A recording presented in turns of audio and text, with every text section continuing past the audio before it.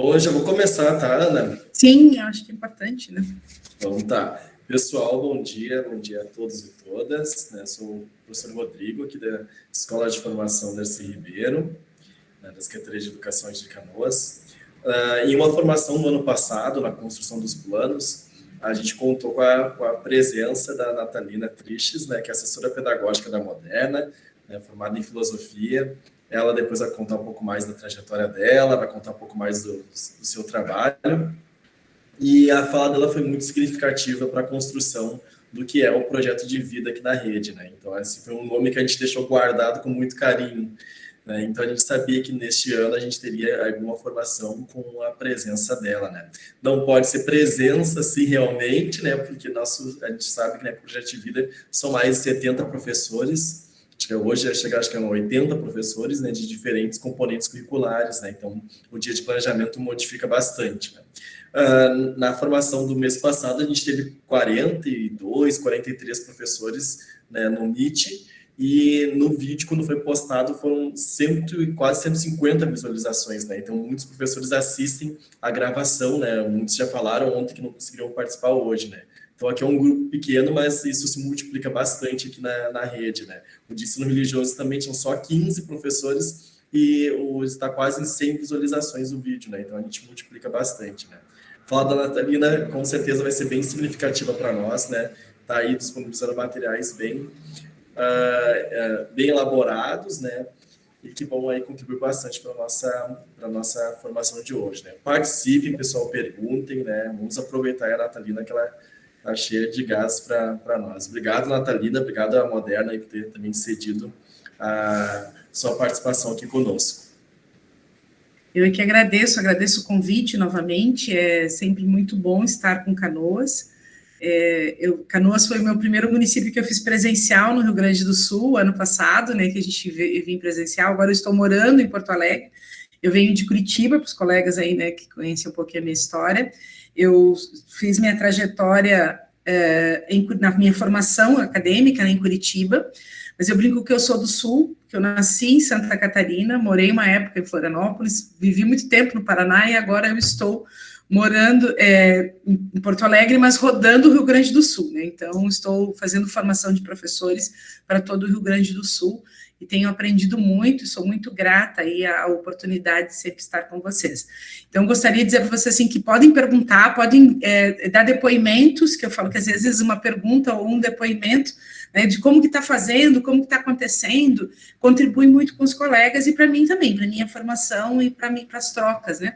E eu sou bem falante, então tudo que vocês me contam que eu acho legal, eu vou contando para os outros municípios como é que vocês fazem, já contei para todo mundo que Canoas tem no componente curricular de projeto de vida, o que eu acho que é uma grande inovação, é um projeto muito bacana, parabéns mesmo para a equipe, acho que faz a diferença, acredito muito no projeto de vida, até falei isso para o pessoal lá. Trabalhei não com projeto de vida, não era este nome, quando eu trabalhei mas a gente trabalhava de inteligências socioemocionais, e trabalhava com momentos de discussão e conversa sobre o futuro com os adolescentes, e isso fazia muita diferença para eles, e ajudou muito, até hoje tenho alunos que me encontram, estudantes que me encontram, a gente conversa e me seguem nas redes sociais, e a gente vai conversando e trocando, e eles falam muito desses momentos que para eles fez muita diferença. Então, ter isso de forma sistematizada, organizada, planejada, tenho certeza que fará muita diferença na vida desses jovens e dessas crianças, né, porque vocês estão a partir do 6º ano aí, para mim ainda são crianças, esses pré-adolescentes, ter esses momentos acho que é muito importante, né? Claro que para nós, professores, é um desafio muito grande, porque nós não somos formados para isso, então é importante a gente ter esses momentos de troca e de conversa e de entender como que isso funciona e da onde que vem a ideia, né? Acho que isso é bem importante. É importante a gente entender também que essa discussão da BNCC, ela não é de hoje, ela foi aprovada em 2020, ela foi aprovada em 2017 para ser implementada em 2020, mas ela já é muito anterior. Quando eu participei da Conferência Nacional de Educação, onde nós aprovamos o Plano Nacional de Educação em 2014, as conferências municipais para os planos, elas aconteceram em 2013, e a nacional foi em 2014, onde se aprovou o Plano Nacional de Educação, e lá já se determinava, já se tirou que precisávamos ter um currículo único para o Brasil todo e que nós precisávamos trabalhar além das questões cognitivas, as questões emocionais. Então, essa discussão, ela vem muito anterior, porque para ela virar lei, ela tem que ter sido discutida muito anteriormente. Então, a gente vem, quem vai estudando a reforma do currículo, vai entendendo que esta reforma, ela é de anos e anos de muita discussão, de muita participação popular. É claro que não foi exatamente a proposta que alguns estudiosos queriam, né, algumas pessoas queriam, mas ela traz algumas mudanças, alguns referenciais importantes, e dentre desses o projeto de vida. Então, acho que você viu que eu já estou falando, já saí, ainda mais que eu estou ansiosa, porque não entrava esse negócio. É muita coisa para a gente conversar. Podemos começar, então, Rodrigo? Podemos começar a projeção. Então, eu costumo colocar sempre, pessoal... Só te fazer uma pergunta, Natalina, para aquele vídeo rodar, tu compartilhou no Janela, a tela inteira ou guia, tu lembra? Acho que era o guia, na janela, sem abrir a tela, só como quando eu tive que diminuir para ele entrar. Tá. Quando a gente colocou em tela inteira, ele não foi. Começa com tela inteira, quando chegar no vídeo, a gente põe em tela pequena. Ok. Então, gente, a minha proposta mesmo hoje de conversar com vocês é da gente pensar um pouquinho o que é projeto de vida. Pode colocar nas perguntas no próximo, né? Como eu sou da área da filosofia, sou formada em filosofia, eu sempre gosto de perguntar, né? Vou perguntar muito para vocês. Então, eu gosto sempre de colocar assim, para quem que é este projeto de vida? Para quem que é este projeto? O que é um projeto de vida? Quais as etapas de um projeto de vida? Como trabalhar projeto de vida? Como trabalhar a avaliação neste momento com o projeto de vida e qual o perfil do professor, da professora para trabalhar com o projeto de vida. Então, são algumas perguntas que eu estou colocando aqui que eu quero trabalhar com vocês e apresentar algumas possibilidades. Não são todas, nós não temos tempo também de trabalhar muita coisa, 1h30, né? Mas dá para a gente começar a pincelar sobre isso, né? Então, na profundidade de um pires, como diz o professor Lúcio Pachter, o filósofo clínico aí de Porto Alegre, né? Na profundidade de um pires, a gente vai começar a trazer aqui alguns apontamentos para vocês. De algumas discussões que eu venho fazendo, que eu venho acompanhando aí durante esses anos de formação. Pode seguir. Então, a primeira coisa que nós precisamos entender é conhecer o nosso estudante. Então, quero propor para vocês um tempinho aí para a gente conhecer o nosso estudante.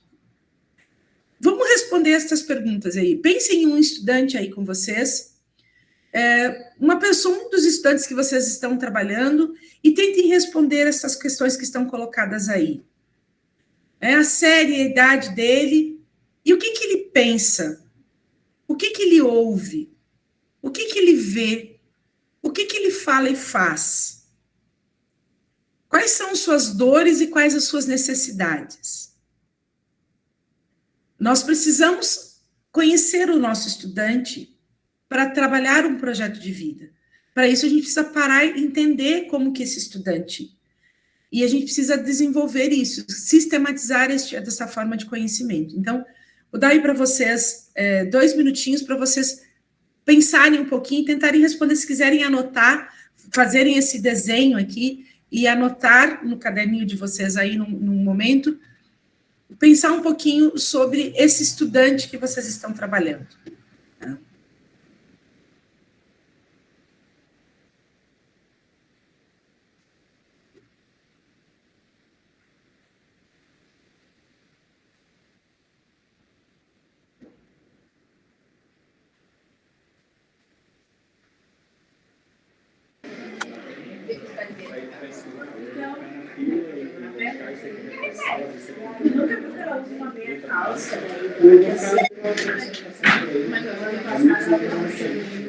A professora Cinei abriu a...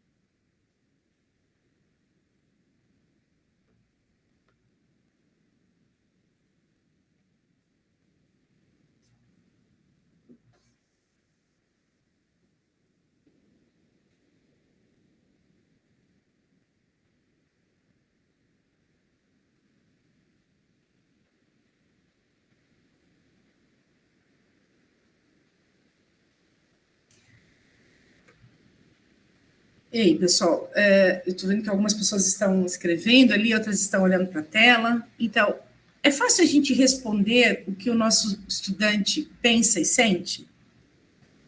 A gente consegue conhecer o nosso estudante a ponto de entender o que ele pensa e o que ele sente?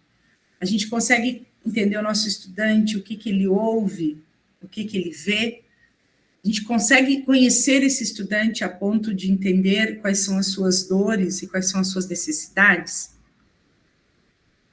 Então, estas são as primeiras perguntas, as primeiras questões que nós precisamos entender. Se eu não conheço o meu estudante, se eu não conheço a realidade do que o meu estudante está inserido, se eu não conheço a comunidade escolar, eu dificilmente as minhas atividades, o meu planejamento de projeto de vida, ele pode ficar capenga.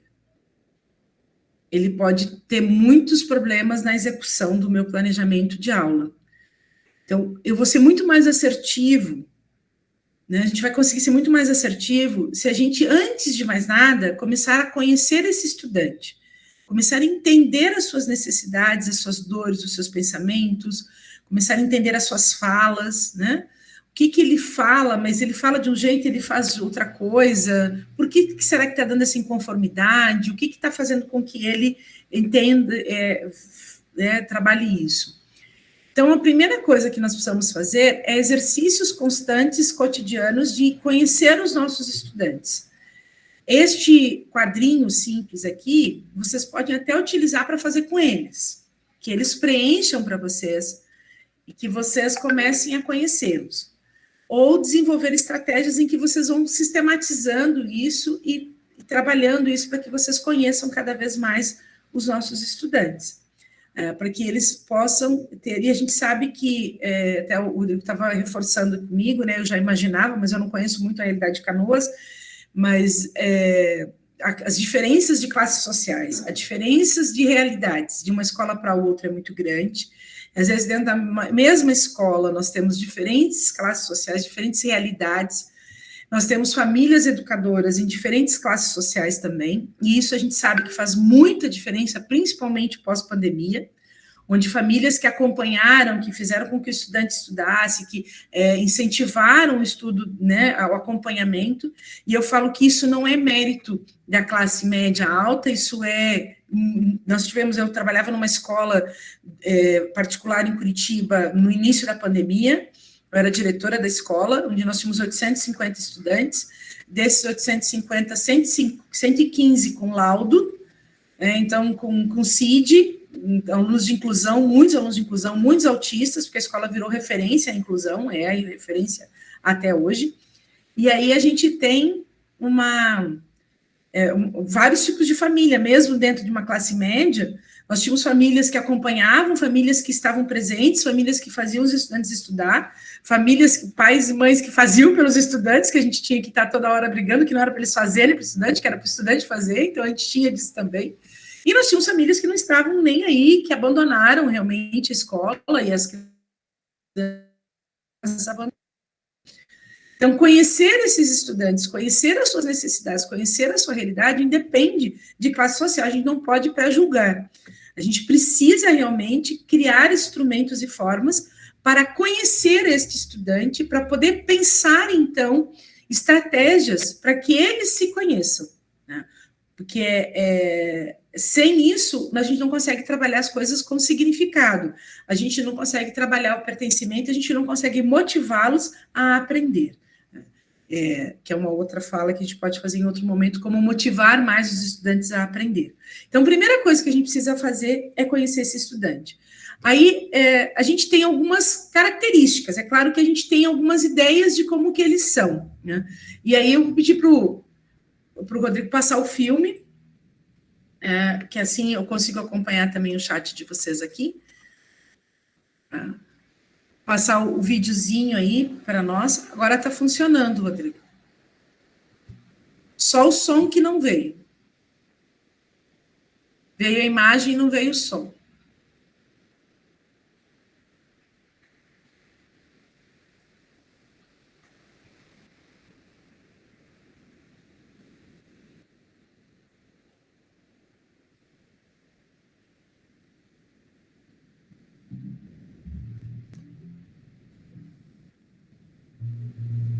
Você está mutado.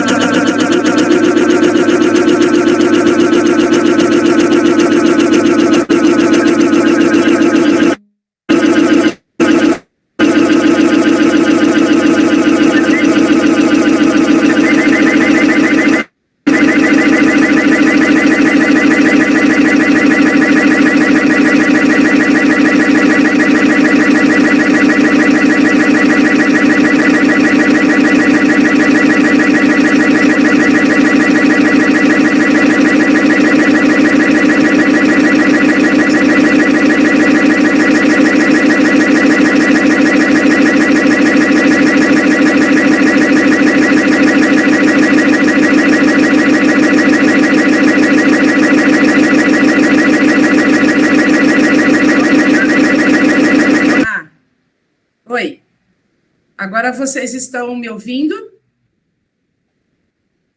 Sim, agora sim. A gente pediu para o Rodrigo parar de compartilhar. Isso, aí eu compartilhei minha tela aqui com vocês. Isso. Porque aí acho que eu... Não estava dando? Não, estava uma microfonia horrível. Estava dando, tipo, ele ali eco infinito, numa coisa assim, né? Como se estivesse compartilhando a tela infinitamente, um limite dentro do outro. Tá, então eu acho que eu fiz alguma coisa errada, mas é que não estava nem ouvindo vocês falando comigo. Eu imaginei, até escrevi no chat você parar de compartilhar, mas tudo bem, gente, vamos lá. Ainda bem que aqui a gente está pertinho, daí a nossa colega aqui, a Kelly, foi lá na sala dele avisar para ele parar de compartilhar. Olha, eu vou tentar mais uma vez, se não der certo, tá? Quer que eu compartilhe o vídeo e depois você continua? Pode ser que o jeito que tu fez deu certo no nosso ensaio. Eu estou compartilhando já aqui a minha tela, né? Então eu vou compartilhar o vídeo aqui com eles. Tá. Só que tu não começou a compartilhar ainda. Tá, para mim tá compartilhando. Vou parar de compartilhar, então, e vou voltar lá, peraí. Para mim aparecia compartilhando. Abriu uma janelinha bem pequenininha antes, deixa eu ver se agora vai... Agora abriu? Agora tá vindo, só um pouquinho.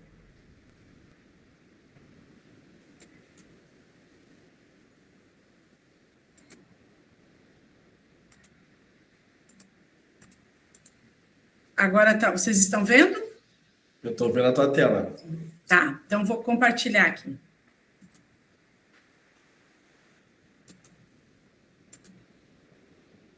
Agora não vai o vídeo, por quê? Agora foi. Tudo certo.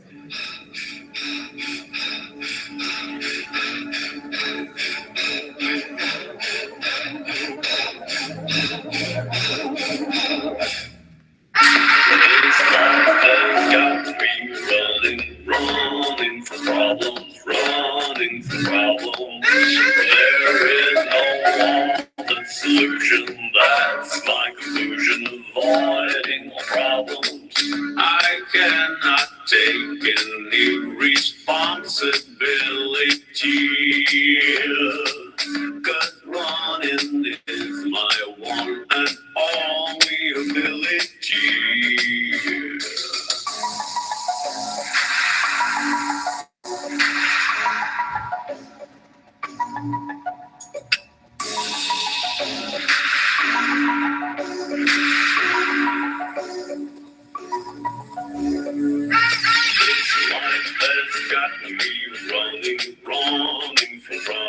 Running from trouble. There is no other solution. That's my conclusion. Avoiding trouble. I choose to live my life consequence free. Run. That is my philosophy.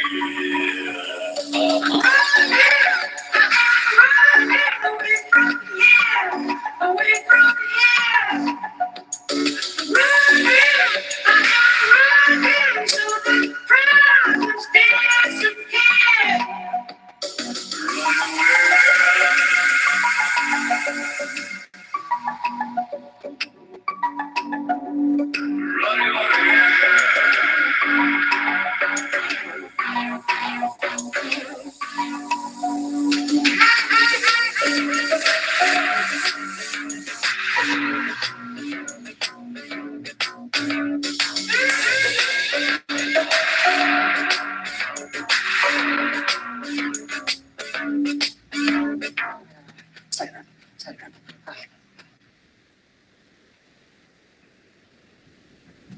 tired.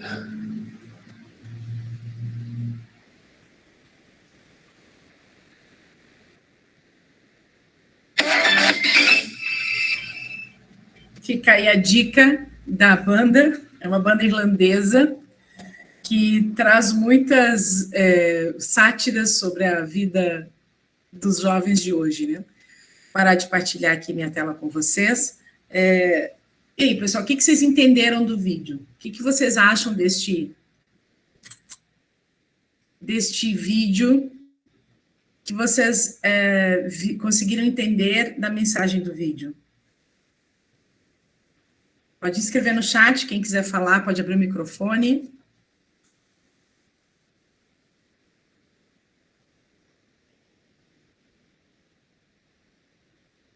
Ninguém? Ninguém se habilita? Eu gosto muito dessa sátira desse tipo, porque, assim, muitos dos jovens de hoje, a gente não pode nunca generalizar, argumento, você vai encontrar jovens comprometidos em resolver problemas, mas nós temos uma grande maioria dos jovens de hoje com uma dificuldade muito grande de encarar e resolver problemas, né?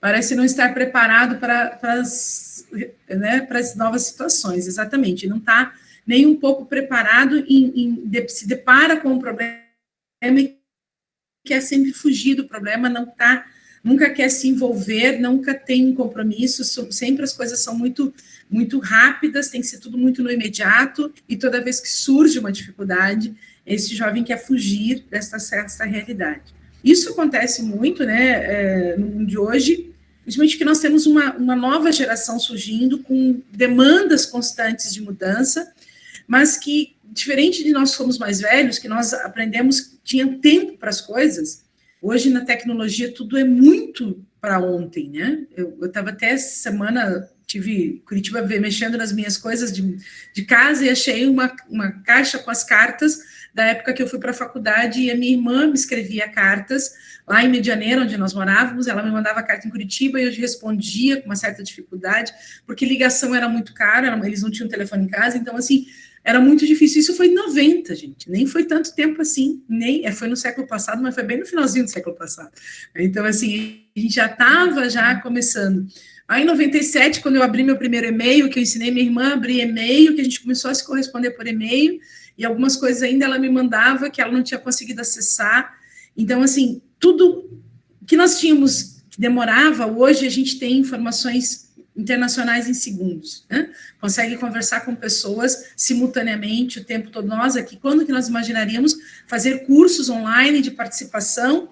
Isso de 2 anos para cá. Então, essa noção imediatista a gente precisa retomar com os nossos adolescentes, que as coisas levam tempo. Por isso que nós precisamos pensar também no tempo dos nossos projetos e mostrar para os nossos estudantes quanto tempo vai levar cada etapa. A gente precisa apresentar para os nossos estudantes a nossa proposta de estudo, de trabalho, já no primeiro dia, e apresentar para eles quanto tempo para cada etapa, para que eles já vão trabalhando a noção de que para resolver, para construir, leva tempo. Então, a gente precisa trabalhar com eles esta noção de que as coisas acontecem, o problema acontece e eu preciso buscar soluções, mas que as coisas não são resolvidas, a maioria delas, não são resolvidas com um piscar de olhos, não são resolvidas para ontem. Isto leva tempo. E traçar estratégias, então, para a construção deste novo jovem, né? Dar subsídios para que ele consiga se conhecer, trabalhar o autoconhecimento e a forma como ele lida com o mundo, né? A diferença entre o que ele pensa e o que ele fala, a diferença do que ele fala para o que ele faz. Essas questões a gente precisa ir mostrando para o estudante, né? E para a gente mesmo, né? Vamos falar sério, que nós também, professores, nós não aprendemos com projetos de vida, né? A gente aprendeu com a vida. E a gente tem que agora, tenho certeza que quando vocês se deparam, isso aconteceu comigo também, quando eu comecei a estudar e ver, eu preciso planejar diferente a minha vida, eu preciso retomar algumas coisas da minha vida, eu preciso trabalhar este autoconhecimento, né? Que é uma das 10 habilidades, competências gerais da BNCC, é o autoconhecimento. Então, ter este momento, nós professores também precisamos ter isso, trabalhar isso conosco. Eu falo sempre que das 10 competências gerais da BNCC, muitos de nós, professores, temos que trabalhar as 5 que são socioemocionais. E a gente vai encontrar aí, às vezes, uma dificuldade muito grande na empatia e na cooperação. Muitos professores têm uma dificuldade imensa de cooperar, de trabalhar. A gente tem que trabalhar isso com a gente tem que trabalhar o autoconhecimento e o autocuidado, principalmente nesse momento pós-pandemia, onde nós tivemos muitas mudanças e nós precisamos também trabalhar este autocuidado, trabalhar este autoconhecimento. Então, a gente também precisa trabalhar isso com a gente. Pode passar o próximo. Então, o que é o projeto de vida, né? Dentro da BNCC, o papel da escola em auxiliar os estudantes a aprender a se reconhecer como um sujeito, como alguém que está no mundo, que é um sujeito ativo, que modifica a sua cultura, que modifica o seu estado, que é capaz de controlar algumas coisas que fazem parte da vida dele, e algumas coisas não, até por isso que a gente precisa conhecer e estudar, a gente precisa entender do que é nosso e o que é da sociedade, que é do sistema econômico e social que nós estamos inseridos. Nós precisamos identificar isso, identificar a organização da sociedade, como ela está organizada e quanto isso interfere no que eu sou e no que eu penso e no que eu sinto. Para isso, eu preciso ter momentos, eu preciso fazer esse aprofundamento e essas discussões. Então, começar com o primeiro passo do autoconhecimento, para depois conhecer as coisas do mundo, para me conhecer como um sujeito histórico, como um sujeito capaz de mudar as coisas que estão aí. Se eu não me reconhecer como um sujeito capaz de mudanças, a mudança vem e eu não fui ativo nela. Eu fui passivo, eu não fui autônomo. A mudança acontece, a mudança vem, ela faz com que a gente mude, ela nos obriga a mudar, mas eu nem necessariamente sei por que eu mudei e qual o impacto disso sobre aquilo que eu acredito, sobre aquilo que eu sou. Estas reflexões são importantes. Este é o papel principal do projeto de vida. Antes de dizer o que a pessoa vai ser no futuro, como ela vai ganhar dinheiro, como ela vai trabalhar, é pensar o que ela é pensar o que ela sabe, é pensar como ela sente as coisas, é pensar como o mundo que está ao seu redor interfere naquilo que ela pensa e sente, no que ela faz. E para que aí sim eu possa pensar no futuro, eu possa pensar em formas de sobreviver, em formas de ser feliz, principalmente. Porque o grande desafio nosso, que para mim é fundamental dentro do projeto de vida, é nós entendermos de que antes do que eu pensar no que eu ter, eu tenho que pensar no que eu sou. Eu tenho que pensar no ser e não no ter. O filósofo André Comte-Sponville, que é um filósofo contemporâneo nosso, que é um spinoziano também, estuda Baruch Spinoza, ele é um filósofo francês, tem um texto dele, que ele é do livro Valor e Verdade, e ele tem um texto que ele coloca, um dos artigos dele, é sobre o capitalismo. E ele pergunta se o capitalismo é moral, se o capitalismo é algo que defende a vida. Será que o capitalismo é moral? E aí ele fala que esse capitalismo absurdo que nós vivemos, ele não é moral, porque ele não defende a vida, ele não faz uma defesa, pelo contrário, ele faz uma troca muito grande entre você pensar na sua vida e você pensar em ter. E nós trocamos nesse mundo capitalista, em vez de nós pensarmos no ser, no que nós somos, nós pensamos em ter, o tempo todo a gente quer ter. E ele faz uma analogia, uma brincadeira, estou passando uma ambulância aqui, ele faz uma analogia muito interessante, que ele diz que, ele fala, não estou fazendo aqui apologia às religiões, mas a prova de que nós mudamos o ter pelo ser, é que nos domingos de manhã, as igrejas estão vazias e os supermercados estão cheios. Porque também pensar em ser é pensar na nossa parte espiritual, é pensar naquilo que nós acreditamos, é pensar naquilo que nós pensamos e desejamos para o próximo. E a gente parou de pensar sobre isso, a gente parou de se preocupar em ser, e a gente passou a desenvolver o ter. E isso é uma discussão importante para se fazer quando se discute projeto de vida. Até que ponto eu estou desenvolvendo, estou tomando estratégias e estou desenvolvendo as minhas ações, pensando no meu autoconhecimento, no meu ser ou pensando no meu ter?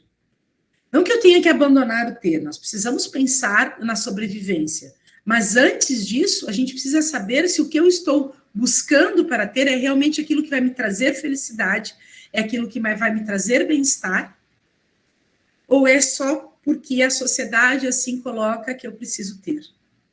Então, essas discussões têm que perpassar o projeto de vida e perpassar a nossa formação e a nossa existência, para que realmente a gente seja um sujeito capaz de pensar em como transformar a minha vida para ser feliz e não para ter. Então, pode passar o próximo. Eu acho que é nesse sentido, nós temos que entender também que o caminho para a construção deste projeto de vida, ele é muito individual. Ele é muito a partir da singularidade de cada um. Desde que este caminho seja um caminho feito com consciência. E aí eu gosto muito de trabalhar o significado da palavra consciência.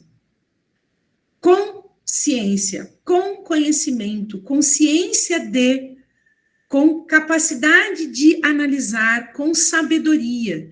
Então, estar consciente do teu projeto de vida é ser capaz de agir com sabedoria, com ciência, com caminhos pensados e definidos.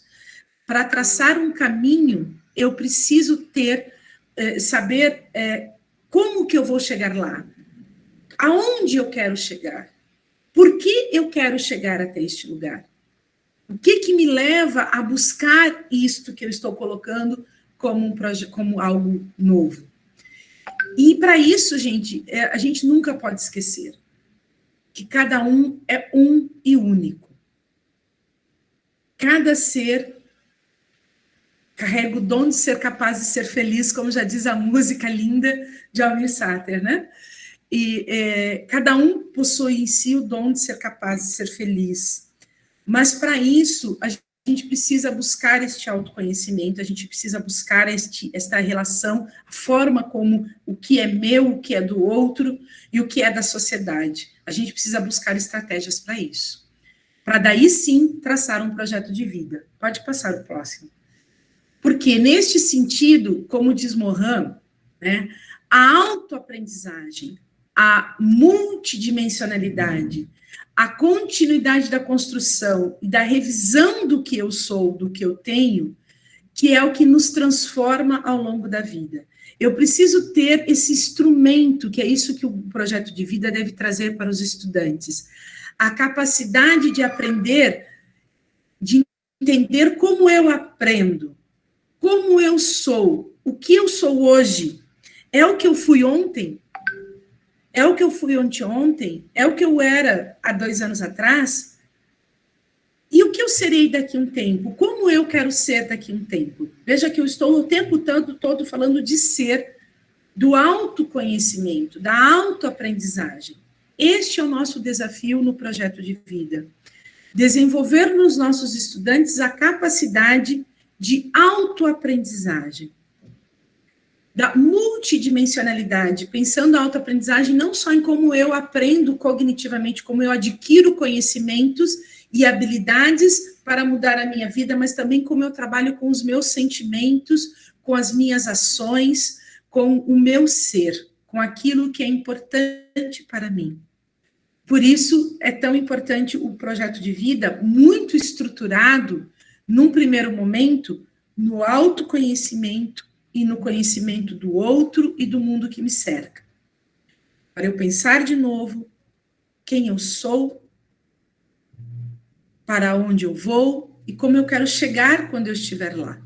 Então, eu tenho que pensar sempre cenários de curto prazo, de médio prazo.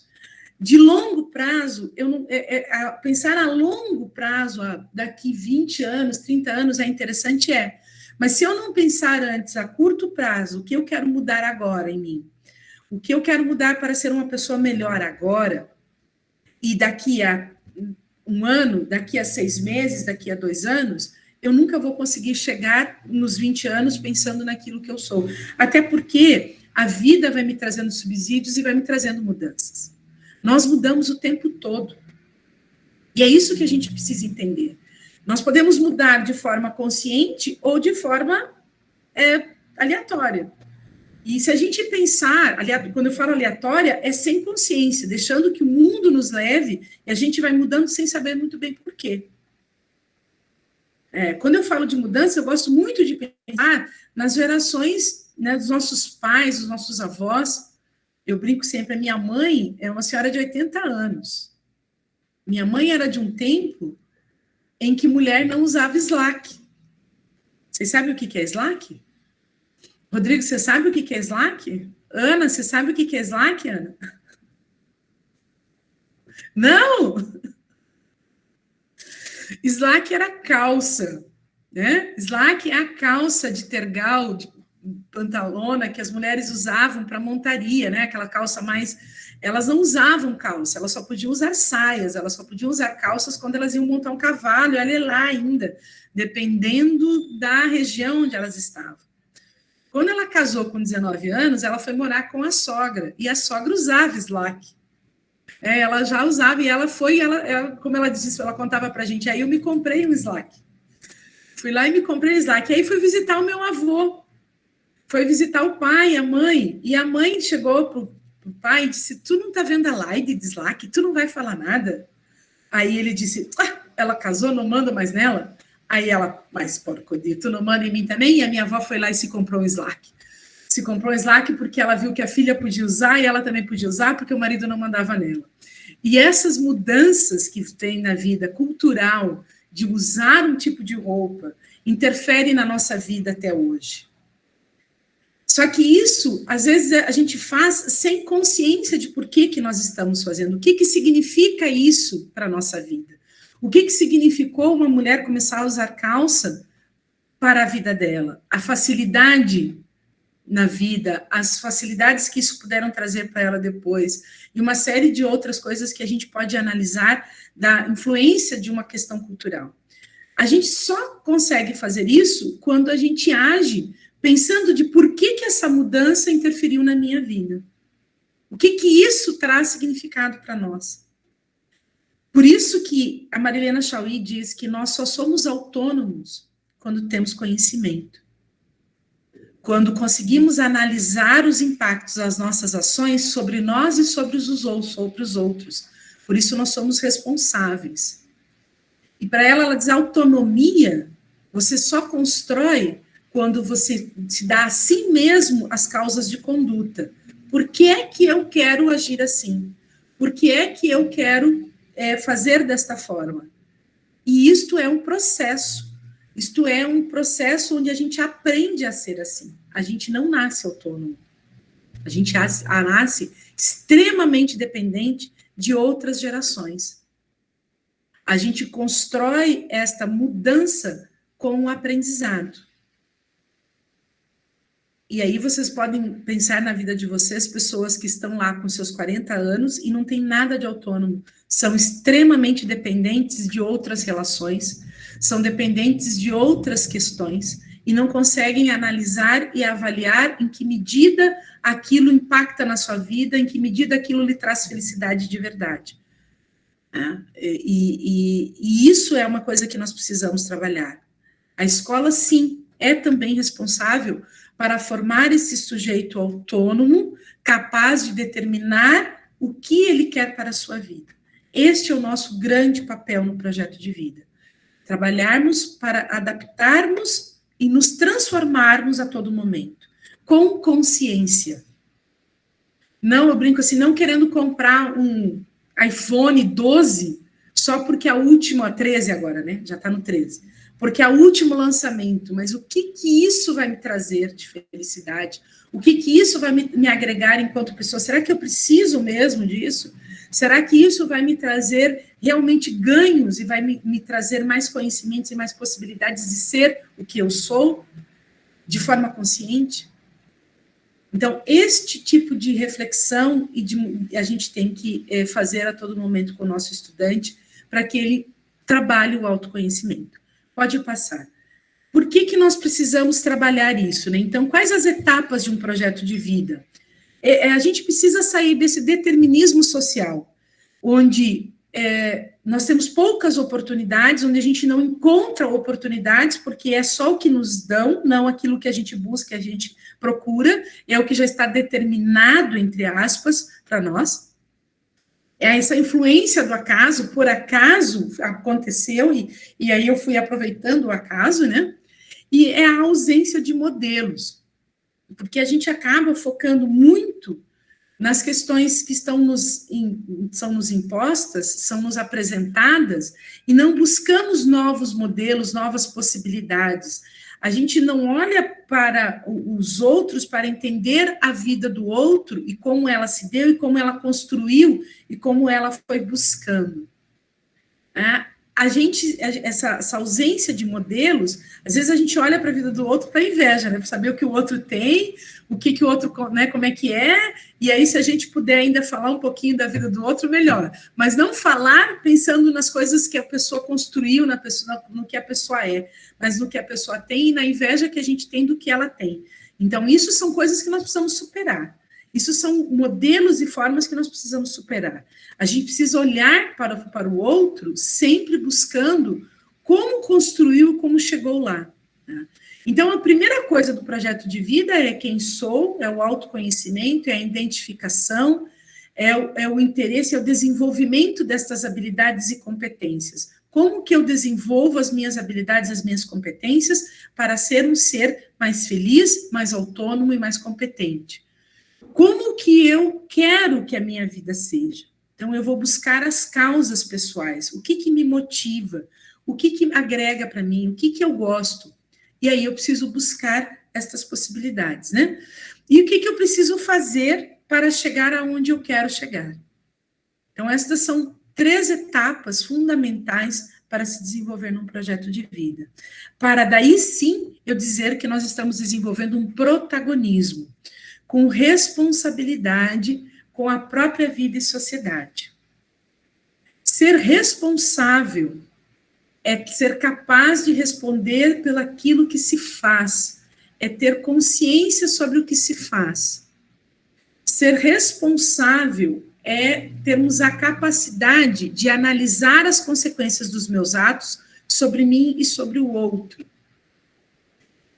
E aí nós temos uma grande dualidade dentro da nossa vida, dentro da nossa formação judaico-cristã.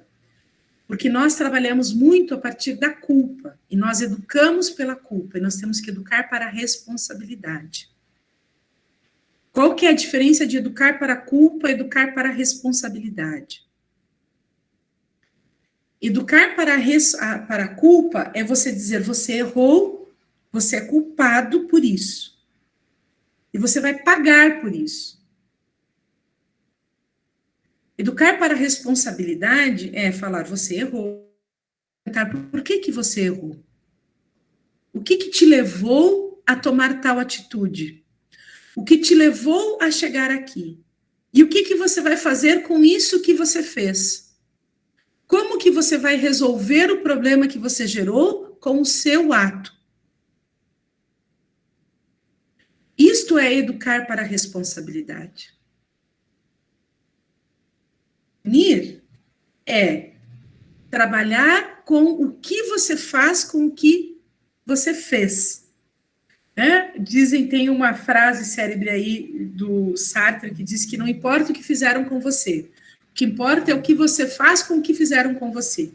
E neste caso da educar para a responsabilidade, o que importa é o que você vai fazer com as consequências dos seus atos. Como que você vai resolver o problema e como que você vai trabalhar para que não ocorra mais este problema, para que você não erre mais. Isso é educar para a responsabilidade. E eu digo para vocês, quando a gente educa os nossos filhos para a responsabilidade, você educa a pessoa autônoma, você educa o ser responsável, capaz de ser feliz, empoderado, porque a pessoa diz, eu errei por isso, e agora eu vou agir assim, assim, assim, e ele se empodera da responsabilidade.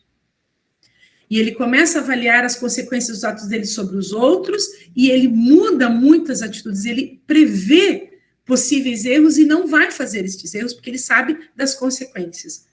E quando vai fazer, vai saber diminuir as consequências dos seus atos. Porque você educou para a responsabilidade e não educou para a culpa. Este é um grande desafio para nós, educadores e educadoras. Educar para a responsabilidade. Para que daí sim ele seja protagonista, ele seja capaz de determinar o que ele quer para a vida dele e para a sociedade em que ele vive. Porque mais de pensar na própria vida, é pensar no mundo em que nós vivemos. É repensar este mundo em que vivemos, refazendo este mundo em que vivemos. Então, pensar neste projeto de sociedade. Este é o grande desafio de um bom projeto de vida. Quem eu sou, que eu quero ser, quais os passos para do que eu quero ser, e qual a minha influência do que eu sou e dos passos que eu tenho para uma sociedade que eu gostaria de viver e que eu gostaria de ter. Uma sociedade mais justa, mais igualitária, mais fraterna. Aí, claro que são princípios meus, né? Aí são valores do que eu acredito de uma sociedade que eu gostaria de viver. Uma sociedade mais justa, mais fraterna, mais igualitária, onde a gente pudesse viver de forma... onde todos pudessem viver e não apenas sobreviver. Esse é um grande desafio numa sociedade que nós vivemos hoje. Pode passar o próximo. Então, neste caminho, eu tenho que trabalhar pensando o meu planejamento dentro dos princípios da educação. Nós precisamos ensinar o nosso estudante a aprender a ser, precisa aprender a conviver, precisa aprender a aprender, e ele precisa aprender a fazer. Então, tudo que nós vamos pensar, nós temos que desenvolver dentro dessas habilidades esses princípios da educação. Dentro do meu planejamento, o que eu estou fazendo que desenvolve a competência do estudante aprender a ser o que ele é, aprender a conviver com o outro, a aprender como que ele está aprendendo e como que ele aprende a fazer, como que ele está executando, como ele está pondo em prática o que ele aprendeu. Se nós trabalharmos estes 4 itens aqui, que é muito trabalhado lá na educação infantil, e que entra no fundamental, a gente esquece, né? Principalmente no fundamental 2 e médio, a gente só quer saber que ele aprendeu a aprender, que ele está conhecendo. A gente esquece que ele tem que aprender a ser, que ele tem que aprender a conviver, que ele tem que aprender a pôr a mão na massa. Quando até aprender a fazer, quando a gente faz projetos, quando a gente faz iniciação científica, quando a gente faz alguns trabalhos de produção, a gente até trabalha a aprender a fazer. Mas a gente muitas vezes esquece do aprender a conviver e aprender a ser, que a gente precisa retomar e trabalhar em todos os campos. Pode passar o próximo. Então, gente, quais as ferramentas que nós temos para desenvolver o nosso trabalho? Aqui eu trouxe algumas propostas da Moderna para vocês. Vocês têm aqui o Moderna Amigos, que é um site, que é um portal onde vocês vão encontrar muitas atividades de trabalhos aqui para a vida de vocês.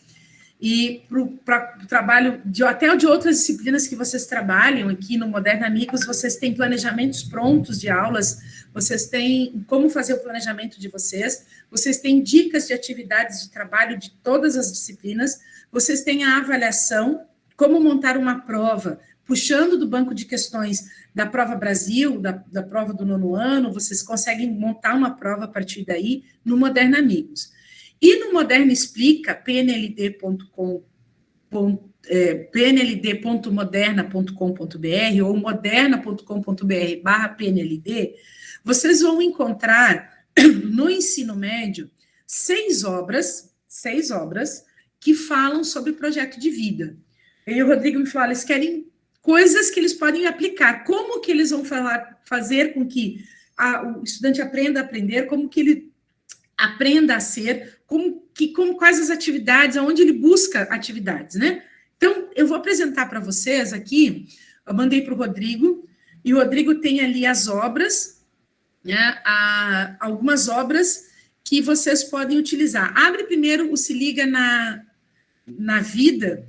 O Se Liga na Vida faz parte de uma coleção Se Liga, que nós temos Se Liga nas Linguagens, e Se Liga na Arte, e Se Liga na Vida, no projeto de vida, então, né, que ele trabalha no Se Liga na Vida, do professor Ormundo, que é um professor, ele é o coordenador da equipe, né, que é o Wilton Ormundo, ele é muito conhecido na área de linguagens, mas ele escreveu esse projeto e é muito bacana. Por que eu gosto deste projeto? Pedi para apresentar para vocês aqui.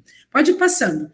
Este material, gente, eu vou reforçar, é um material aprovado pelo MEC, pelo FNDE, para o ensino médio. Então, vocês têm que adaptá-lo para a faixa etária de vocês.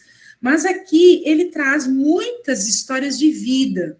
Ele começa sempre trazendo quem eu sou, traçando novas trajetórias. Então, a primeira parte é o manual do professor, que explica como trabalhar com o projeto de vida, com o trabalho com que ele trabalhou.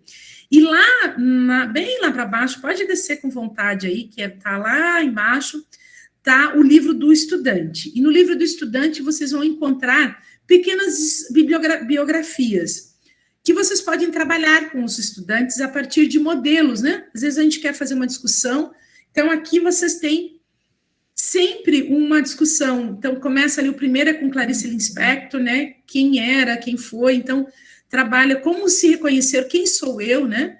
O que eu sou, onde estou. Então, ele traz, aí ela traz um texto da Clarice, e ele vai apresentar a história de vida da Clarice, e depois a história de vida de uma adolescente.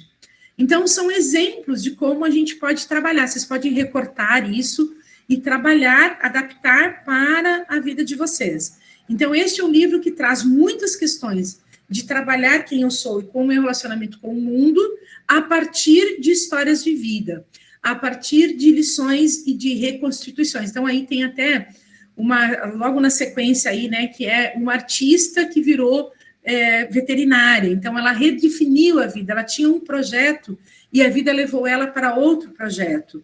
Então, até para a gente trabalhar isso com os estudantes, que às vezes a gente tem que retraçar rotas, e como fazer isso. Então, é um material riquíssimo que pode ajudar vocês aí nesse planejamento e nesse fazer cotidiano, né? O próximo que eu vou pedir para você abrir é Você no Mundo. O Você no Mundo, ele traz projetos, tá? E ele trabalha todo ele com etapas.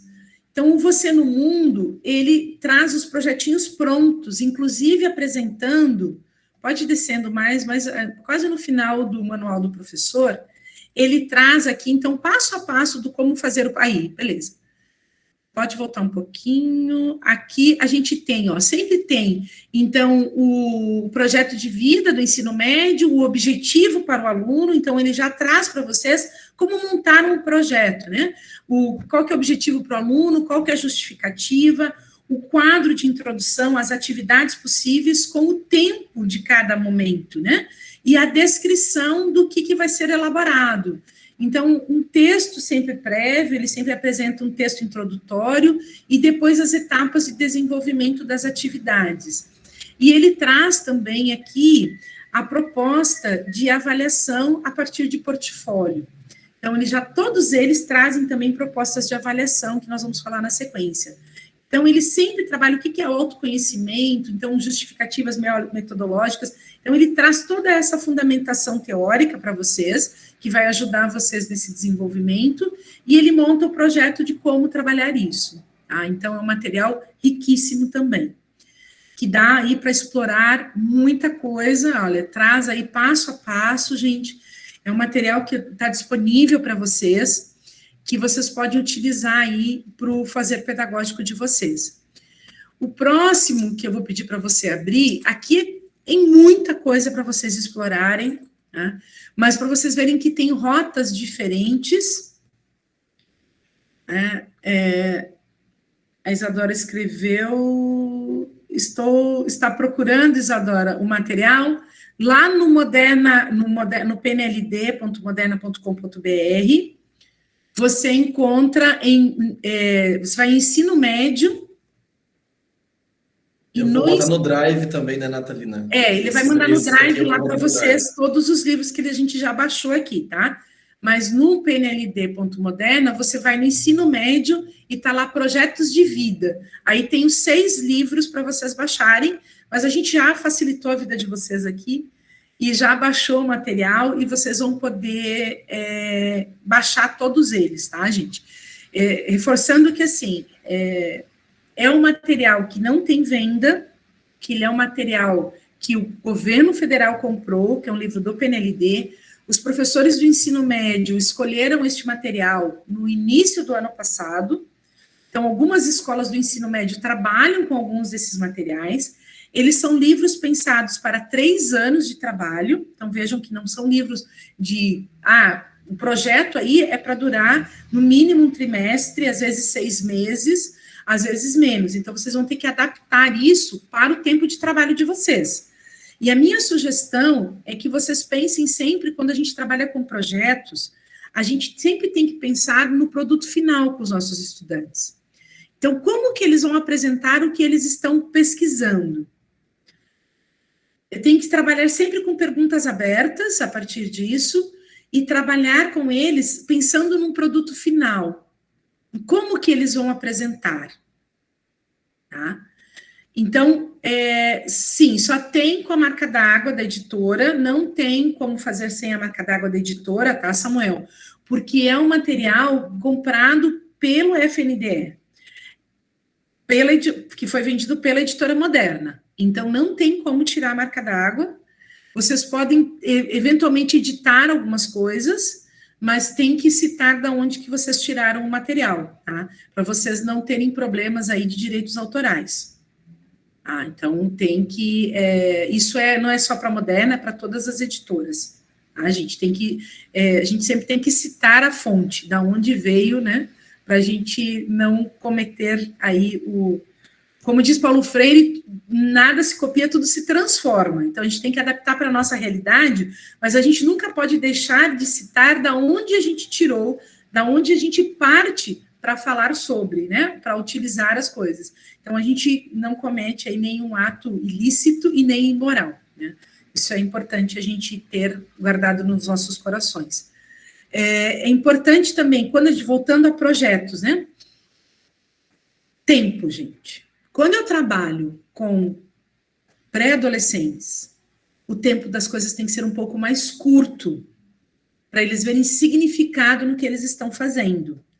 Então, enquanto que para o ensino médio eu posso trabalhar 6 meses a 1 ano num projeto, para o Fundamental 1, Fundamental 2, início do Fundamental 2 principalmente, eu tenho que trabalhar aí no máximo 2 meses e já ter nem que for uma apresentação inicial de uma parte do projeto, mas eu tenho que mostrar para eles de que está tendo essa sequência. Tem que ter este momento de sistematização do que nós estamos fazendo. E pensando sempre de que o produto final é a forma como eu vou apresentar o que nós aprendemos, apresentar o que ficou nas nossas mentes e nos nossos corações. Nunca eu falo sempre assim que apresentar um projeto nunca é o que o orientador, que é o caso de vocês aqui, vocês são os mediadores do projeto. O projeto tem que ser do estudante, do grupo de estudantes, da dupla, do trio, ou do quarteto, né, ou do sexteto, dependendo do número de pessoas que forem trabalhar com aquele projeto. O projeto é deles, vocês são os mediadores, são os orientadores para a construção do projeto. E o que eles vão apresentar é o que é para eles importante. É o que ficou na mente deles e no coração deles. E a forma como eles vão apresentar tem que estar sendo discutida já desde cara. Eles precisam pensar nesse produto final. Precisa ter esta finalização para que a coisa tenha sentido. Nós precisamos entender que tem que ter sistematização do conhecimento. Para ter sistematização do conhecimento, eu tenho que ter uma forma de mostrar o que eu aprendi. E o que eu aprendi, no caso de projeto de vida, é o que importa. Não é o que o professor efetivamente né? A gente tem lá uma meta, a gente tem um objetivo, a gente tem que apresentar esse objetivo para o estudante. Nós queremos que vocês cheguem aqui. E ele tem que traçar o caminho para chegar lá. E você vai avaliar em que ponto ele chegou lá, o que ele foi além do que você colocou como objetivo e aonde ele chegou até o objetivo. A gente tem que ter claro esses caminhos para deixar claro para o estudante isso. Tá? Ao ler esses materiais, vocês vão perceber isso muito claramente. Outro material que eu gostaria de mostrar para vocês, que tem aqui um material muito, muito bacana, é o GPS. O GPS que é o guia do protagonismo do século XXI. Então, neste material, o editorial deste material apresenta aqui cálculos de rotas. Então, ele já faz uma analogia com uma coisa que a gente usa muito hoje, né? E aí é bacana que a gente vai traçando com eles numa linguagem, em vez de trabalhar o projeto, a gente trabalha com rotas. Então, ele é o trabalho do autoconhecimento e da identidade, né? Ele trabalha aí com um outro caminho, né? E ele vai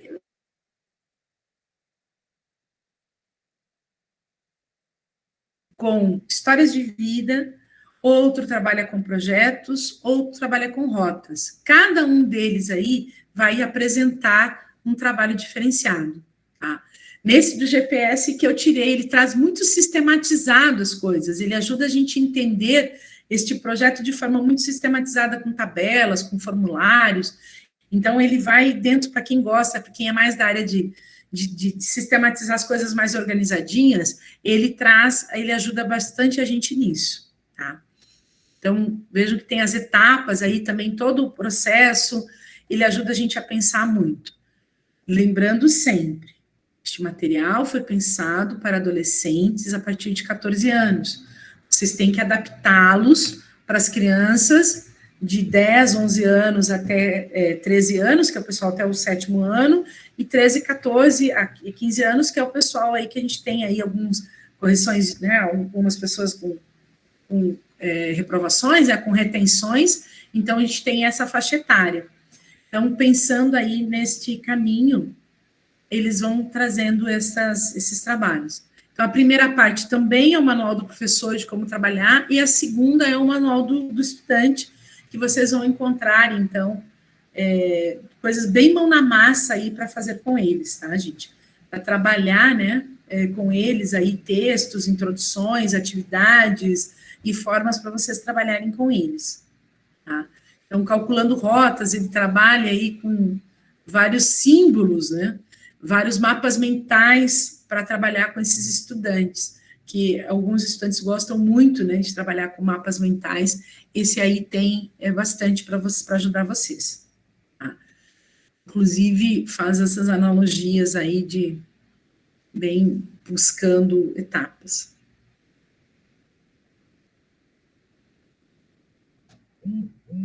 Certo? Então, nós temos até 11h30, temos mais 15 minutos. Eu quero falar um pouquinho com vocês sobre a avaliação. Acho que o material, cada um vai ter que fuçar aí, vai ter que buscar, né? Tem um material aí. E aí, por que falar sobre avaliação? Porque nós, professores e professoras, estamos muito acostumados a trabalhar com uma avaliação quantitativa. Trabalhar com avaliação que você tem que chegar, todo mundo tem que ter uma média, por ter adquirido um determinado conteúdo, e você tem que provar que todo mundo, que aquela pessoa, na verdade, o estudante tem que provar para a gente que ele adquiriu pelo menos 50% do que a gente tinha de conteúdo para passar para ele ser aprovado. Esta foi a forma como nós aprendemos. Esta foi a forma como nós trabalhamos até o currículo passado. A partir de 2020, a avaliação ela tem que ser formativa. A avaliação, para ela ser uma avaliação formativa, ela precisa ser reestruturada. Ela precisa partir sempre de uma diagnóstica, que é para entender aonde o estudante está, o que o estudante sabe. Então, o que o estudante sabe, o que ele tem de conhecimento, quais são as suas habilidades. Vocês ouviram o trovão aqui? Tá feio o negócio aqui. Eu vou pegar a estrada, oh, meu Deus. Vamos lá. Então, assim, o que o estudante sabe, né? A partir de uma diagnóstica. Uma diagnóstica pode ser uma prova? Pode. Mas uma prova não prova nada, né, gente? Vamos falar sério, né? Porque uma prova, normalmente, é para você saber o que você gostaria que o estudante soubesse. Não é necessariamente o que ele sabe. Então, às vezes, uma dinâmica, uma pergunta, uma metacognição vai te dar muito mais o que ele sabe, o que é importante para ele, o que significa para ele as coisas, do que uma prova. Principalmente em projeto de vida, porque lembre que nós, do projeto de vida, trabalhamos com as competências socioemocionais. Nosso principal papel é desenvolver competências socioemocionais. Pode passar. Então, dentro dessa lógica de pensar a avaliação formativa, a gente tem que pensar numa visão sociológica. Qual é a cultura que o meu estudante está inserido, como que ele pensa, como que ele vive, quais são as condições de vida dele, né? A gente tem que identificar as dificuldades e os avanços. A gente sempre tem que entender que o estudante me apresentou isso, ele avançou até onde? E eu digo sempre que, às vezes, um estudante chega com um determinado conhecimento aqui, que valia 2, e ele cresceu tanto que ele foi lá para o 8. E aí a gente dá 8 para ele. Enquanto quem estava no 6 foi para o 8. Na verdade, quem está no 2 e foi para o 8 merece 10. Porque ele aprendeu muito mais do que quem estava no 6 e foi para o 8. Porque a gente tem que olhar o avanço da pessoa, né? As dificuldades que elas apresentam e quanto elas avançaram naquele processo. Então, a avaliação formativa, eu tenho que pensar no caminho, na forma como o estudante aprende, na forma como ele sistematiza o seu conhecimento, como que ele faz esses registros e o quanto ele avançou neste processo de conhecimento. Então, a gente tem que usar diversos procedimentos, a gente não pode usar só um procedimento. A gente tem que usar diversos procedimentos para conseguir entender a construção desse conhecimento desse estudante. E a gente tem que combater o fracasso escolar. O que é combater o fracasso escolar? Para mim, o fracasso escolar não é a reprovação. A reprovação, a retenção, é consequência. Para mim, o fracasso escolar é o não aprendizado, e não é para mim, isso é a fundamentação teórica da educação, é o princípio da educação. Nós estamos lá para desenvolver, a escola existe para desenvolver seres humanos, para que eles aprendam e se desenvolvam. Se eu não aprendo, eu não me desenvolvo. Se não houve aprendizado, houve o fracasso escolar. E o fracasso escolar, ele é de responsabilidade de todos os envolvidos na comunidade. Ele nunca está só na mão do estudante, ele nunca está só na mão do professor, ele nunca só está na mão da coordenação, da direção da escola. Ele está sobre a responsabilidade de todos. Então, combater o fracasso escolar é combater o não aprendizado. Se a pessoa aprendeu de X e ela foi para mais X, e ela foi para mais X e desenvolveu Y, ela aprendeu. Se não era o Y que nós queríamos, mas ela aprendeu, ela está aprendendo, ela está em desenvolvimento, isso é muito bacana. Tá? O Guilherme está me perguntando se eu tenho material específico para o 7º ano. Infelizmente, Guilherme, a gente não tem material específico para o fundamental, de forma gratuita, tá? Quando tem algumas coisas dentro da editora para trabalhar projetos de vida a partir de sistemas de ensino, e aí isso é pago e eu não posso disponibilizar. O que nós temos de forma gratuita, por enquanto, é para o ensino médio. Provavelmente, para o ano que vem, tem alguma coisa de projeto de vida, dentro dos materiais dos projetos integradores, vocês vão encontrar algumas temáticas que vocês conseguem adaptar para o projeto de vida. Se vocês procurarem ali no pnld.com.moderna, no material de projetos integradores, tem adaptações para projeto de vida, algumas coisas que vocês podem buscar dos projetos integradores. Mas específico para o fundamental não existe ainda de forma gratuita, tá? Outra coisa... Oi. Só interrompendo, assim, a construção do Drive, que eu tenho um grupo no WhatsApp dos professores de projeto de vida, e eu vou postar lá o link, né? Só que eu vou colocar os livros esses que tu disponibilizou, né? E as próximas formações a gente vai também fazer isso, né? De como pegar esse material e adaptar, né? E também outros materiais aí do Trajetórias Criativas, que eu já estou dando uma olhada, que foi feito aqui no Rio Grande do Sul a partir de correção de fluxo, né? Ou seja, voltado a estudantes que tinham que reprovaram muitas vezes no fundamental, né? Como se fosse uma EJA, assim, né? Isso. Mas é mais para correção do fluxo, né? Para quem estava com idade série muito distantes, né? Então, a gente vai, sim, ao longo agora das próximas formações, fazendo isso voltado para os anos finais, né? Mas voltado sempre naquela lógica do um planejamento para o 6º e 7º, né? E o outro para o 8º e 9º, né? Então, algo mais específico para o 6º e 7º e algo mais específico para o 8º e 9º. 8º e 9º. O que é importante também, Guilherme, que você colocou aí, né? Deste material que a gente precisa pensar. Quando a gente pensa por exemplo, correção de fluxo, eu comecei a trabalhar no estado do Paraná, no século passado, com correção de fluxo. Então, a gente tinha projetos já, e lá já se discutia as inteligências socioemocionais, além dos conteúdos trabalhados, né? Então, vocês vão encontrar muito material de apoio nesses projetos integradores, nesses trabalhos de correção de fluxo e nesses materiais pensados para o ensino médio, porque específico mesmo, de forma gratuita, infelizmente, a gente não tem, tá? Mas quando a gente pensa a avaliação, esses materiais, eles trazem algumas sugestões de avaliação. E aí a gente tem que entender a fundamentação disso, né? E nessa avaliação formativa, a gente vai trabalhar muito com autogestão, com a autoavaliação e a metacognição. Então, pode passar ali para o próximo, para a gente ir finalizando, que já está no meu tempo, né? Então, o que é a autoavaliação? A autoavaliação é a habilidade de aprender, né? A ser aprendida, a ser desenvolvida durante toda a nossa vida. É como que eu aprendo, o que eu adquiri de conhecimentos, o que eu vou levar para o futuro. Sempre pensando, gente, quando eu falo em autoavaliação, que eu tenho que ter claro o objetivo para aquele período, para aquela parte, para aquele momento da formação.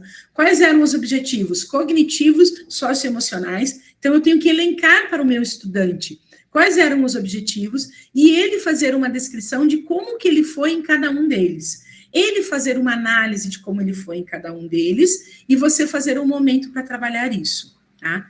Então, estes trabalhos, vocês precisam pensar sempre em autoavaliação, não é chegar e dizer, avalie aí como é que você foi. Não, a partir de que critérios você quer que eu avalie?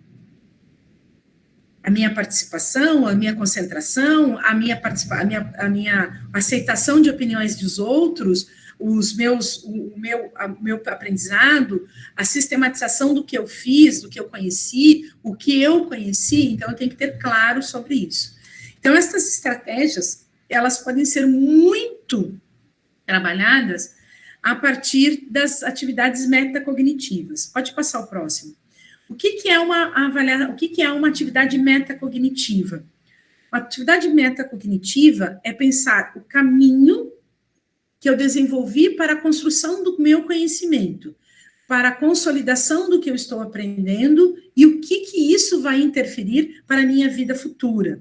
Então, sempre pensando no meu conhecimento e na transcendência, o que isso fez com que eu me desenvolvesse e o que isso faz com que eu vá além. Então, eu tenho que pensar atividades e propostas que o meu estudante mostre para mim como que ele chegou, o que ele agregou no período que nós estamos trabalhando. Então, depois de um tempo, eu faço um registro de como eu estou. Depois de um período, eu retomo como eu estava, e o que eu aprimorei do que eu conheci, o que isso interferiu na minha vida, o que isso modificou para a minha vida. Dali mais um tempo, eu penso de novo, eu propus novas atividades, eu propus novos conhecimentos, eu desenvolvi novas possibilidades. Eu vou parar para que um estudante sistematize o que ele fez e ele vá para além. Uma avaliação metacognitiva pode ser o antes, o agora e o depois. Então, a gente fazer um exercício de agora coloque aí o que você entende por autoconhecimento. O que você acha que você é? Aí depois a gente trabalha autoconhecimento, eles falam. O que você entende que você é agora? Depois de toda a informação que você recebeu. Depois de um tempo, o que isso... Trabalhamos mais informações. O que isso vai te levar para a vida? Eu trabalhava sempre com uma avaliação metacognitiva, quando eu trabalhava na pós-graduação, até quando eu trabalho, né, porque às vezes eu ainda dou aula lá, no final da minha aula, eu pedia para os estudantes escreverem uma carta. Escrevam uma carta contando para alguém que você lembrou durante a aula o que foi a aula. Faça um relato para essa pessoa do que foi a aula, o que foi importante para você, do que você ouviu no dia de hoje. Então, você trabalha com o sentimento da pessoa, com aquilo que é importante para ela, você trabalha a relação dela com o mundo e você sistematiza o que foi importante para ela. Ela sistematiza o que foi importante para ela. Ela vai ter um momento em que ela vai relatar o que foi importante para ela. Estes momentos de sistematização é o momento que eu brinco, que é o momento de ruminar o conhecimento. É aquele momento que a gente faz o processo digestivo da vaca, né, dos bovinos. Põe tudo para dentro, aí traz para fora, relembra o que você aprendeu, sistematiza, guarda aquilo que foi importante, né, e sistematiza o que foi importante para você. Então, nós temos que possibilitar aos estudantes estes momentos. E estes momentos são os momentos metacognitivos, que a gente não está só preocupado com o conteúdo em si, mas a gente está preocupado com a relação que o estudante teve com o conteúdo apresentado. Por isso que é uma postura de transcendência e de reflexão crítica. Tá? Então, este caminho que ela tem que ser reflexiva, ela tem que ser permanente, ela não pode ter assim, ela não pode ser uma coisa eventual, ela tem que ser sistêmica. A cada tanto tempo eu tenho que planejar um momento em que o estudante vai parar para sistematizar o que aprendeu. E vai registrar, pode ser por um desenho, pode ser uma escrita, pode ser recortes de figuras, pode ser responder o livro, pode ser uma questão aí aqui, uma escutatória, cada um vai falar o que foi importante e a gente vai registrar no quadro, ou num Philip Chart, ou num cartaz, o que foi importante para cada um naquele dia. Estes momentos são momentos de reflexão, são momentos importantes para desenvolver o pertencimento do estudante e para desenvolver o autoconhecimento. Então, a gente tem que entender que nós temos que... O que a gente precisa ter por avaliação? Registrar o caminho da aprendizagem e o momento de avaliação desta aprendizagem. Então, ela tem que ser qualitativa, porque eu vou mostrando a avaliação do estudante. Por isso que trabalhar com... Pode passar... Eu esqueci que é você que está passando, estou apertando aqui. Trabalhar com algumas propostas diferentes, né? Com a prática escutatória, com a autoavaliação, trabalhar o portfólio do estudante, onde ele vai registrando as coisas que foram importantes para ele, onde ele vai trazendo o que ele trabalhou. Trabalhar o diário de bordo, onde a gente vai trabalhando ponto a ponto o que foi importante aqui. Além do diário de bordo, eu tenho uma experiência muito legal, que é o importantário. O importantário, o estudante é um caderninho ou papelzinhos, né, folhas, cada um pode criar de uma forma, né, onde o estudante vai colocar a data e o que foi importante para ele naquele dia. Não precisa ser necessariamente da aula, pode ser alguma coisa correlacionada, e aí você vai entendendo, ele vai escrevendo e vai sistematizando aquilo, as ligações que ele teve com as coisas do mundo, com as coisas da vida, e vai elementos, de vez em quando vocês peguem esses importantários e vão estudando até para replanejar o próximo semestre, replanejar o próximo assunto, porque aquilo que foi importante para eles, às vezes, tem que ser retomado.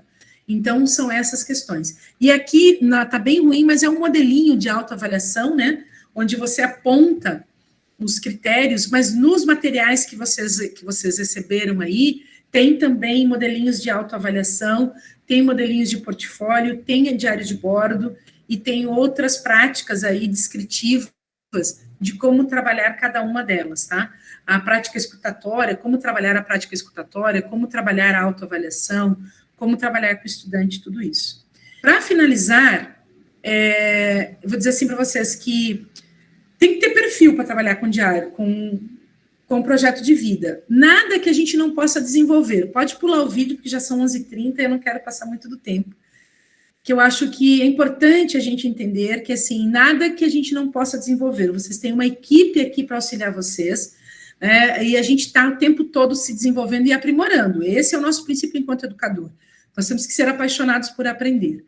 Mas é uma coisa que a gente tem que desenvolver, que é a flexibilidade, a acessibilidade, a flexibilidade. A gente tem que estar disposto a acolher esse estudante.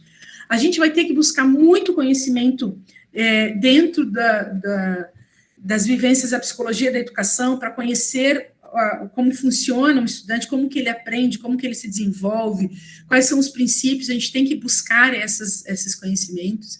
Ter um conhecimento do mundo, ficar atento como funciona o mundo, como são as questões sociais de impacto, que impactam a vida dos nossos estudantes. Então, a gente precisa buscar esses conhecimentos. A gente tem que ser capaz de estabelecer vínculos com os estudantes para que eles possam se sentir à vontade de falar sobre isso com a gente, né?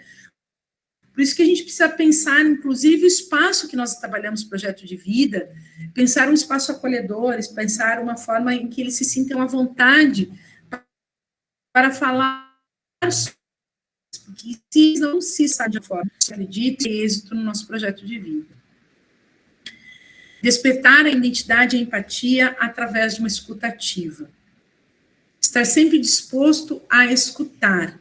Escutar palavras, escutar gestos, escutar sons, posturas. Ler o nosso estudante, estar disposto a entender o que ele quer nos dizer, sem julgamento. Tá? Então, ter muito claro isso. Ser capaz de educar pelo exemplo. Ser um articulador. Nós somos articuladores aqui, nós somos mediadores de conhecimento, nós não somos os detentores do conhecimento. Mais do que nunca, nós, professores, temos que repensar a nosso ser professor, porque quando nós somos educados e treinados, nós somos treinados para ser professores detentores do conhecimento. Hoje nós temos que ser mediadores e articuladores do conhecimento. Esse é o nosso papel enquanto educador, isso para qualquer disciplina que nós formos trabalhar, não só para projeto de vida. Mas para que tudo isso efetivamente dê certo, para que tudo isso realmente aconteça, para que as coisas realmente possam funcionar, nós temos que ter uma atitude inicial, que pode passar o próximo, nós temos que sorrir. Nós não podemos esquecer nunca de sorrir. Nós não podemos esquecer nunca de sermos acolhedores no sorriso, de termos sorrisos acolhedores, né? Termos entendido que para toda malícia tem uma inocência, toda chuva tem um sol, para toda lágrima tem um sorriso. Para todo olhar vale mais, né? Se um olhar vale mais que 1000 palavras, um sorriso vale mais que 1000 parágrafos. Porque o sorriso é isso, o sorriso é a linguagem do mundo, é do afeto, da empatia, do carinho. O sorriso pode mudar o dia de alguém. Então, sorriam, não se esqueçam de chegar sorrindo para os nossos estudantes, para sermos acolhedores, né, sermos empáticos, sermos carinhosos, porque se nós formos com amor, com carinho e com um sorriso no rosto, não tem nada que a gente não possa superar. Por isso, pode passar a próxima tela. Sorriam muito. Sorriam sempre. E meu muito obrigada. Passei 4 minutos. Valeu, gente. Obrigada. Espero ter contribuído. Se alguém tiver alguma pergunta, alguma dúvida, eu estou aqui à disposição. Natalina, se alguém tiver alguma pergunta, tá? Pode fazer aí, pessoal. Pode abrir o microfone, né? Mas eu já vou agradecendo assim, essa partilha, né? Muito significativo. Eu acho que a gente tem que ter esses momentos também assim, de estudo, porque até para planejar atividades, avaliações, os próximos passos, a gente tem que ter uma base, né, sólida, todo mundo falando a mesma língua, né? Então, acho que trouxe, assim, coisas muito significativas para nós, né? Com certeza isso a gente vai aproveitar, né? Ali o colega citou, né, sobre a preparação do 7º ano, coisas mais específicas, a gente vai ver isso nas próximas formações, né? Mas eu acho que agora, começando o 2º trimestre, né? O pessoal está finalizando o primeiro, começando o 2º trimestre, dá para a gente aproveitar dessa formação aqui a necessidade de fazer uma autoavaliação, né? A gente viu que estudantes com notas baixas, não por não se esforçar, mas simplesmente por não ter ali hábitos de estudos, né? Pois 1 ano e meio, 2 anos de pandemia, né? De quarentena, que a pandemia, infelizmente, não cessou totalmente, né? Mas, assim, de fazer essas atividades de autoconhecimento, identidade, né? Ver o perfil da turma, traçar com eles quais planos, né? Quais caminhos aí a gente pode fazer para ter um 2º trimestre mais significativo do que o primeiro, que já foi aí, né? Por mais com resultados medianos ou baixos, foi aí algo muito importante, né? Muito melhor do que a gente tinha aí nesses períodos remotos, né? Eu acredito também que pensar aí na forma de conseguir alguns planners na sala, né, com alguns calendários para eles se organizarem, a gente ir trabalhando esses hábitos de estudos com eles, né? Isso vai refletir não só no projeto de vida, mas em vários componentes curriculares.